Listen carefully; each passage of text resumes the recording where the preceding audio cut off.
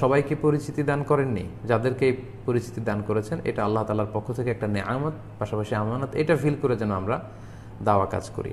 তাহলে প্রথম সাজেশন হচ্ছে বিষয়ভিত্তিক কথা বলা, এবং আপনি বিষয়ের ভেতরেই থাকার চেষ্টা করুন। যদি হতে পারে যে উদাহরণ দেওয়ার জন্য আপনি ডানে বা এদিক সেদিক কিছু উদাহরণ দিলেন, তারপর আপনি আপনার সাবজেক্টে চলে আসুন, আবার আপনি আপনার বিষয়ে কথা বলেন। তো এই টপিক বেসড কথা বললে আসলে শ্রোতারা উপকৃত হয় বেশি, এটা আমাদেরকে খেয়াল রাখতে হবে। এবং আমরা যারা কথা বলি আমাদের অনেক সাবধানে কথা বলা উচিত। সম্মানিত দাঈ ইলাল্লাহ ভাইরা, ক্রস চেক করে কথা বলা, ভালোভাবে নিশ্চিত হয়ে কথা বলা, এই প্র্যাকটিসটা আমাদের করা উচিত। এটার ফলে আপনার একটা গুড ইমপ্রেশন তৈরি হবে, শ্রোতারা বুঝবে যে না, আপনার আলোচনা থেকে অনেক কিছু শেখা যায়, জানা যায়। তো এটা করার জন্য আপনার রেগুলার স্টাডি করতে হবে, প্রতিদিন আপনার স্টাডি করা, রিসার্চ করা, গবেষণার সাথে জড়িত থাকতে হবে। তা না হলে এরকম কোয়ালিটি লেকচার দেওয়া সম্ভব না। আমি দেখি